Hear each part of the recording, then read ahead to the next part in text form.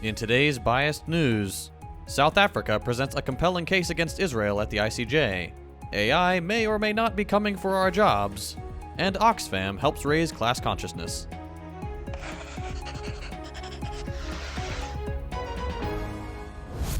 As the genocide in Gaza enters its 101st day, South Africa has presented a strong case against Israel in the most consequential hearing to reach the International Court of Justice since its inception in 1945. The main goal of the filing is to, quote, protect against further, severe, and irreparable harm to the rights of the Palestinian people under the Genocide Convention, and, quote, to ensure Israel's compliance with its obligations under the Genocide Convention not to engage in genocide, and to prevent and to punish genocide.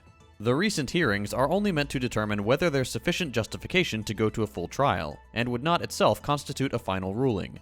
That said, it would be a major historical event, since past rulings from the ICJ have tended to give undeserved deference, either explicitly or implicitly, to Israel. Additionally, it would trigger an order from the court that would demand an immediate cessation of hostilities and entrance of aid into Gaza. Only then would the case go to a trial where the ruling of the court would be final and unable to be appealed. Unfortunately, even if the ICJ rules in favor of South Africa and Palestine, it may be practically unenforceable, since the US is unlikely to punish an Axis ally to which it sends billions of dollars in military equipment and aid every year.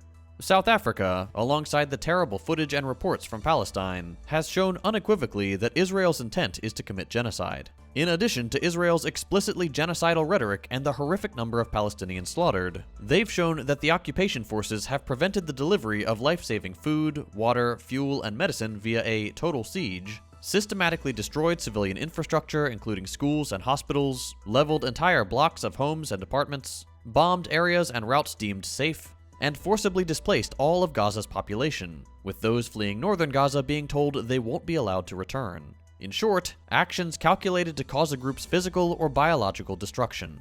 Genocide. In stark contrast to South Africa, Israel's response was long-winded, repetitive, and largely irrelevant. Israel rarely addressed the accusations directly, and relied on an endless string of non-sequiturs and emotional appeals, many of which blamed Hamas for the actions of Israeli occupation forces. Israel's legal team used the 3 hours to present all of Israel's propaganda as justification for the genocide they're committing. In essence, they argued that because Hamas fought back on October 7th, they should have the right to commit genocide against the Palestinians by employing the tactics Nazis used against European Jews during the Holocaust, an irony completely lost on the fascist Israeli regime. Israel could only have appeared more guilty if they simply admitted that they are in fact committing genocide and they think it's a tremendous good for humanity. From these presentations and the facts on the ground in Gaza, it is clear to anyone with a sense of morality that Israel is unapologetically committing genocide. In today's lightning round, as a number of world leaders meet in Davos, they face pressing global issues amid 2 wars, which look to be turning into 3 with the recent Yemen bombing, as well as a shipping crisis, cyber attacks, and climate emergencies. However, the unprecedented $88.1 trillion global public debt, a result of pandemic-induced borrowing, poses the most talked-about challenge. Rising debt servicing costs may impede the response to crises and hinder efforts to address climate change and aging populations. In the US, record public borrowing is a major point of contention between Republicans and Democrats, though of course they remain united on spending to fund wars and genocides.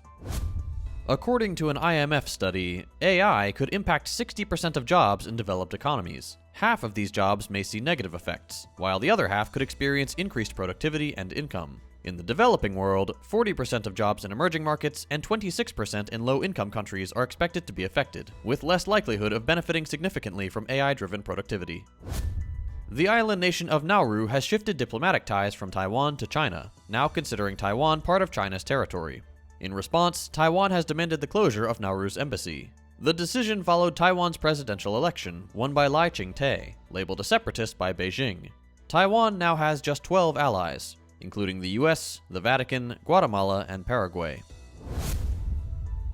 And in positive news for the day, Oxfam's recent report highlights that the combined wealth of the world's 5 richest individuals, including Elon Musk and Jeff Bezos, has more than doubled since 2020, reaching $869 billion in 2021. Meanwhile, the wealth of the bottom 60% of the global population has continued to decline. While it's obvious that the capitalist system does not serve the interest of the vast majority of the working world, it's rare to hear organizations flirt with the same conclusion. The charity is calling for government intervention to address this inequality by restraining corporate power, breaking monopolies, implementing taxes on excess profits and wealth, and exploring alternatives to shareholder control.